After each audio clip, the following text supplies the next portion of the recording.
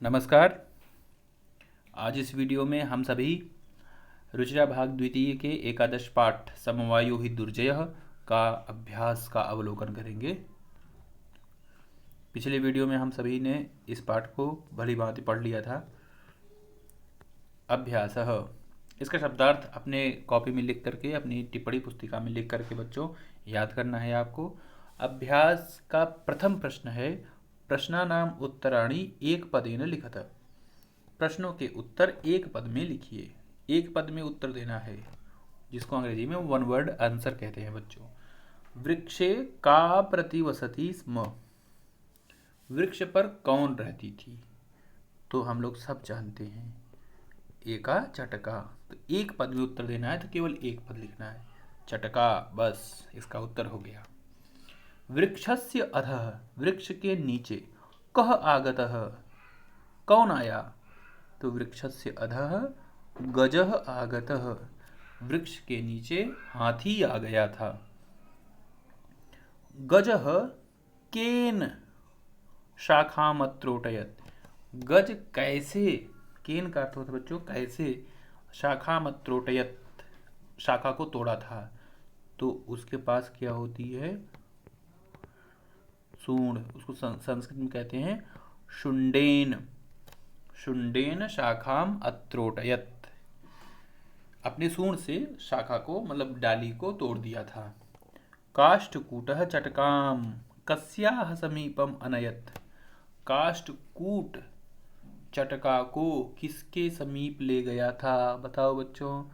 मक्षिकायाः समीपम अनयत्, मक्खी के पास ले गया था। मक्खी किसके पास ले गया था? मंडूक के पास। तो मक्षिकायाः मित्रम कः आसीत्, मक्षिका का मित्र कौन था? तो मक्षिका का मित्र था मंडूकः। अब चाहे तो उसका आप नाम भी लिख लीजिए, मंडूकः मेघनादः, मंडूकः मेघनादः। ये हो जाएगा इसका उत्तर। अगर नहीं लिख पाते हैं बच्चों तो वीडियो पॉज करके आप लिख सकते हैं इसको, और नहीं समझ में आया तो पीछे रिवाइंड करके सुन भी सकते हैं। आगे चलते हैं हम सभी। रेखांकितानि पदानि आधृत्य प्रश्न निर्माणम कुरुत, प्रश्न निर्माण करना है। चटकायाः के स्थान पर, नीडम के स्थान पर गजस्य और चंचवा। इसको बनाने के लिए पहले आप देखिए शब्द कैसा है। चटका आकारांत है, स्त्रीलिंग है, और इसमें विभक्ति कौन सी लगी है? षष्ठी विभक्ति एक वचन। तो किम शब्द स्त्रीलिंग का षष्ठी विभक्ति एक वचन क्या होता है? चटकायाः। तो अंतिम स्वरूप वैसे ही रहता है, यहाँ पर हम लोग लिखेंगे कस्याः। कस्याः, अगर कालेन कस्याः संतति ही जाता तो ये प्रश्न बन जाएगा। चटकायाः नीडम, नीडम का अर्थ होता है घोंसला। तो नीडम शब्द नपुंसक लिंग का है, तो हम यहाँ पे लिखेंगे किम। चटका के नीडम के स्थान पर हम लिखेंगे किम, कि चटका का क्या जमीन पर गिर गया था? तो चटका का जो घोंसला था तो जमीन पर गिर गया था। गजस्य, ये शब्द क्या है? गज शब्द अकारांत है, जैसे बालक शब्द है, तो बालक का षष्ठी विभक्ति एक वचन होता है बालकस्य, तो गज का क्या होगा? गजस्य। और किम शब्द का, किम जो प्रातिपदिक शब्द है उसका षष्ठी विभक्ति एक वचन होता है कस्य। यहाँ लिख दे रहा हूँ बच्चों, कस्य। तो कस्य हो जाएगा गजस्य के स्थान पर। और ये चंचुआ भी हमने बताया था आपको पढ़ाते समय, तृतीया विभक्ति एक वचन में है, और चंचु शब्द स्त्रीलिंग का है। तो स्त्रीलिंग में कैसे रूप चलता है? का के काह, काम के काह, कया। और कया किसका कहाँ आता है? तृतीय विभक्ति एक वचन में। कया का शब्द अर्थ क्या होता है? किसके द्वारा या किससे। तो काष्ठकूट चोंच से गज की आंखें फोड़ देगा, तो चोंच से के स्थान पर प्रश्न क्या बनेगा? किससे। तो कया का अर्थ होगा किससे। इसको पॉज करके अच्छे से आप लिख लीजिए, और किम शब्द का शब्द रूप आप लोग याद करिए तीनों लिंगों में। अब देखिए, ये बहुत ही सरल प्रश्न है। मंजूषातः क्रियापदानि चित्वा रिक्त स्थानानि पूरयत, इस मंजूषा से क्रियापद का चयन करके इन खाली स्थानों में भरना है। कैसे भरेंगे? पहले इसका अर्थ जान लीजिए। करिष्यामि का अर्थ होता है करूँगा, गमिष्यति का अर्थ होता है जाएगा, अनयत का अर्थ होता है ले गया। बच्चों वीडियो पॉज करके लिख लेना। पतिष्यति का अर्थ होगा गिरेगा या गिर जाएगा। स्फोटयिष्यति का मतलब होता है फोड़ देगा। अत्रोटयति का अर्थ है तोड़ता है। तो देखिए कैसे भरते हैं। काष्ठकूटः चंच्वा गजस्य नयने। काष्ठकूट चोंच से गज की आंखें। तो क्या आएगा बच्चों? क इसमें आ जाएगा। काष्ठकूटः चंच्वा गजस्य नयने स्फोटयिष्यति। मार्गे स्थितः अहमपि शब्दम। मार्ग में स्थित होकर के मैं भी आवाज करिष्यामि करूँगा। ये ख वाला इसमें आएगा। तो मार्गे स्थितः अहमपि शब्दम करिष्यामि, मार्ग में स्थित होकर मैं भी शब्द करूँगा, मैं भी बोलूँगा। तृषार्थः गजः जलाशयम गमिष्यति, अर्थात वो प्यासा होकर के वो हाथी जलाशय जाएगा। गमिष्यति का अर्थ होगा जाएगा। गजः गर्ते, हाथी गड्ढे में। पतिष्यति गिर जाएगा, हाथी गड्ढे में गिर जाएगा। काष्ठकूटः मक्तां मक्षिकायाः समीपम अनयत।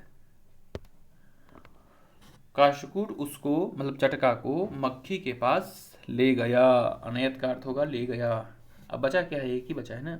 गज शुंड से, शुंडेन मतलब सूंड से।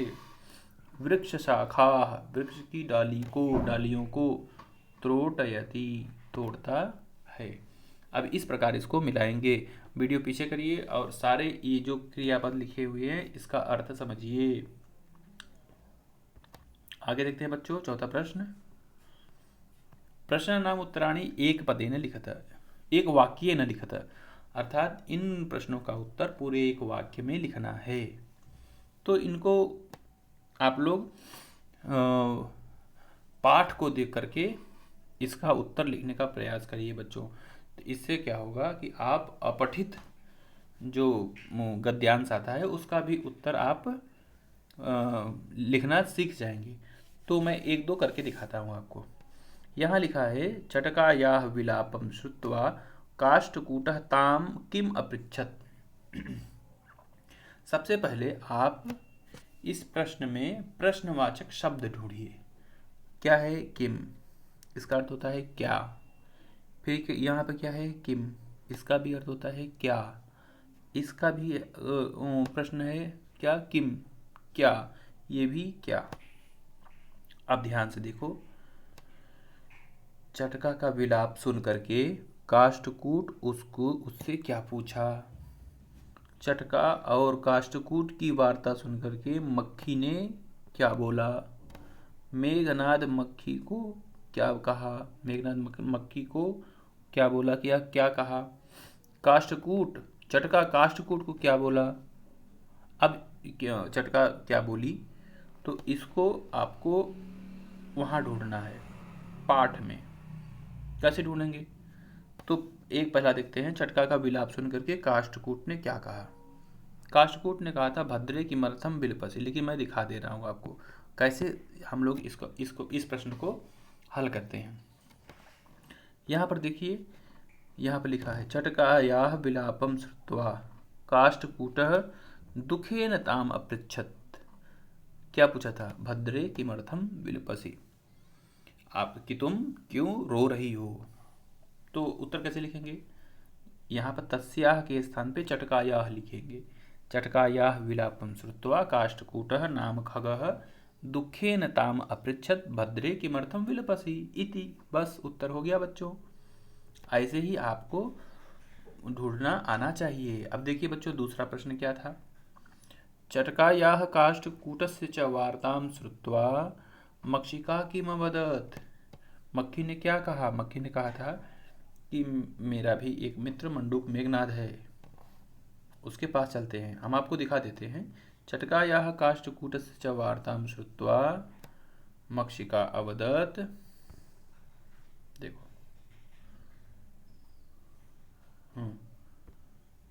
मक्षिका अवदत्, ये देखो लिखा है ना। चटकायाः काष्ठकूटस्य वार्तां श्रुत्वा, तो ये वार्तां श्रुत्वा से शुरू करेंगे। ये तयोः को क्या कहेंगे? चटकायाः काष्ठकूटस्य, ये लिखेंगे इस तयो के स्थान पे।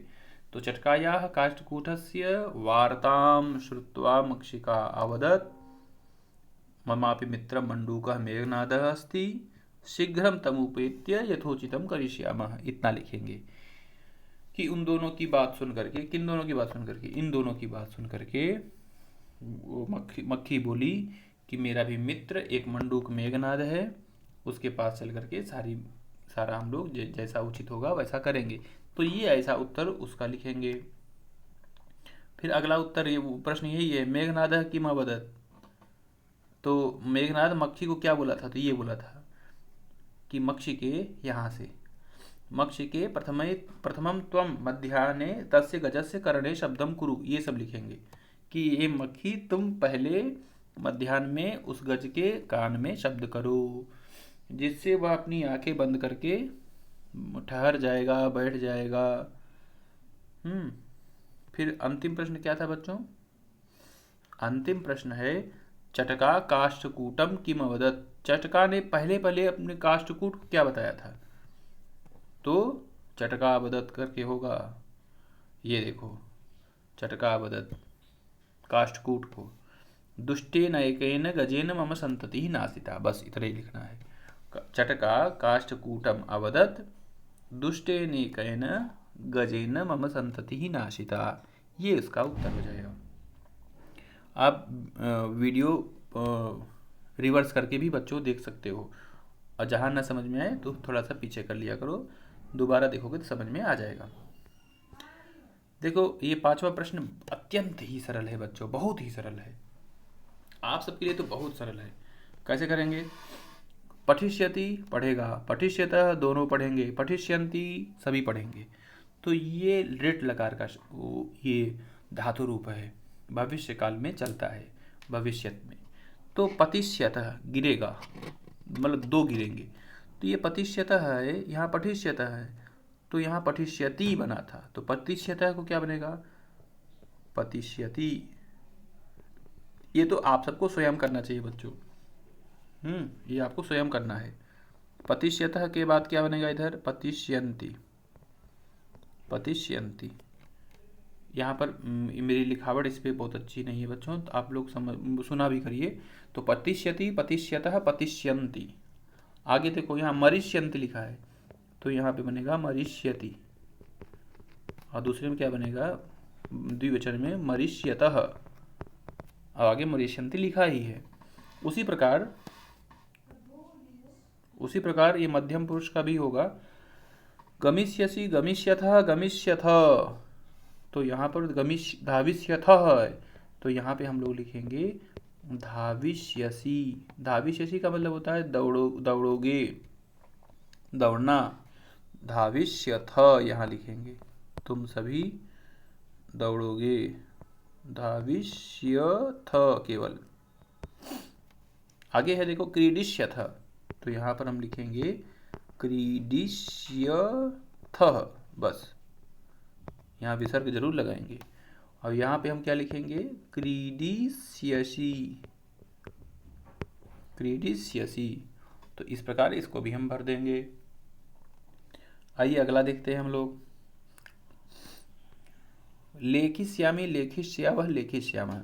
लिखूंगा, हम दोनों लिखेंगे, हम सब लिखेंगे। तो ये हसिष्यावः लिखा, हसिष्यावः, तो यहाँ लिखेंगे हसिष्यामि। अब यहाँ पे क्या लिखेंगे? हसिष्यामः।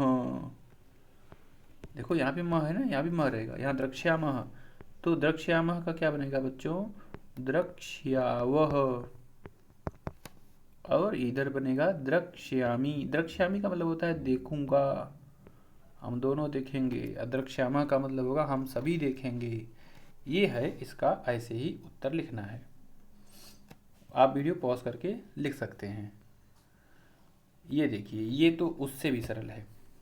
ये स्म का मतलब होता है बच्चों, बताया था हमने, था, थे, थी। जैसे गच्छति का मतलब होता है जाता है, गच्छति की क्या अर्थ होता है, जाता है, लेकिन गच्छति स्म लिख दिया तो गच जाता था उत्तर होता है। तो जैसे अवसत, ये लंग लकार का शब्द, ये जितना लिखा है ये सभी लंग लकार प्रथम पुरुष एक वचन में आते हैं। इसका भी अर्थ भूतकाल में होता है। जैसे अपठत का मतलब होगा पढ़ा, अत्रोटयत का मतलब होगा तोड़ा, अपतत का मतलब होगा गिर गया, अपृच्छत का मतलब होगा पूछा, अपतत का मतलब होगा बोला, और अनयत का मतलब होगा ले गया। लेकिन इसको अगर हम लट लकार में लेके आए, जैसे यहाँ पर लेके आए थे, अवसत को क्या बनाया था पहले वसति, तो अपठत को क्या बनाएंगे पठति, और इसमें क्या जोड़ेंगे बच्चों, स्म, स्म सब में जोड़ेंगे। अत्रोटयत बनाओ, इसको कैसे बनेगा, त्रोटयति, त्रोटयति, त्रोटयति स्म। ये अपतत तो पतति स्म, अपृच्छत तो पृच्छति स्म। फिर अगला क्या है, अवदत तो वदति स्म, वदति स्म। और अनयत, अनयत का मतलब होगा बच्चों नयति स्म। इन दोनों का अर्थ होता है पास्ट टेंस में, भूतकाल में। जैसे अपठत पढ़ा, पठति स्म पढ़ता था, अत्रोटयत तोड़ता था या तोड़ा, अत्रोटयति स्म का तोड़ता था। दोनों का अर्थ एक जैसे होता है। तो स्म लगा करके आप वर्तमान काल के ये जो जितने भी ये क्रियापद हैं, स्म लगा करके आप सीधा उसको भूतकाल में बदल सकते हैं। चलिए ये देखते हैं, कोष्ठकात उचितम पदम चित्वा रिक्त स्थानानि पूरयत। ये जो कोष्ठक में शब्द लिखे हुए हैं उसमें से एक सही है, उसको चुन करके यहाँ लिखना है। तो एकम एका एकह, एकह पुलिंग है, एका स्त्रीलिंग है, एकम नपुंसक लिंग है। तो ये क्या है, बालिका स्त्रीलिंग है, तो स्त्रीलिंग वाला आएगा। तो यहाँ क्या लिखेंगे हम, एका बालिका मधुरम गायती, एक लड़की बहुत मधुर गाती है। यहाँ पे क्या है बच्चों, कृषकाः। अब यहाँ पे क्या है, चत्वारः चतस्रः चत्वारि, ये पुलिंग है, ये स्त्रीलिंग है, ये नपुंसक लिंग है, और इन तीनों का मतलब 4 ही होता है। तो कृषकः जो शब्द है ये पुलिंग है, इसीलिए पुलिंग वाला आएगा आगे, तो हो जाएगा चत्वारः। पत्राणि सुंदराणि सन्ति, तो पत्राणि, पत्रम पत्रे पत्राणि, ये क्या है, ये नपुंसक लिंग बहुवचन है। तो ये ते भी, ते पुलिंग है, ताह स्त्रीलिंग है, और तानी नपुंसक लिंग है। तो ये जब नपुंसक लिंग है तो इसके साथ नपुंसक लिंग आएगा। तो तानी पत्राणि सुंदराणि सन्ति, वे पत्र वे पत्ते बहुत सुंदर हैं। आगे बच्चों देखो, धेनवः, धेनवः का मतलब होता है गायें, दुग्धम मतलब दूध, ददाति ददति ददंती, ददंती शब्द है ही नहीं, तो ददाति दत्तः ददति, ये ददति जो शब्द है बच्चों ये बहुवचन में है। ये थोड़ा सा सुनने में अटपटा लगता है, लेकिन ददति शब्द जो है ये बहुवचन में है, क्योंकि यहाँ भी धेनुवः मतलब बहुत सारी गायें हैं। तो धेनवः दुग्धम ददति, ये इसका उत्तर होगा। वयम, वयम के साथ हरदम मह लगता है, वयम गच्छामः, वयम पठामः, लेकिन यहाँ पर क्या है, ये जो है ये लंग लकार में है। जैसे अपठत अपठताम अपठन, अपठः अपठतम अपठत, अपठम अपठाव अपठाम, तो ये अपठाम यहाँ पे आएगा, क्योंकि वयम के साथ हरदम उत्तम पुरुष बहुवचन लगता है। अपठाम, वयम संस्कृतम अपठाम, हम लोगों ने संस्कृत पढ़ा था। आगे देखो बच्चों, हाँ यहीं पर ये समाप्त होता है पाठ। अगली वीडियो में बच्चों हम लोग अगला पाठ पढ़ेंगे, तब तक के लिए धन्यवाद।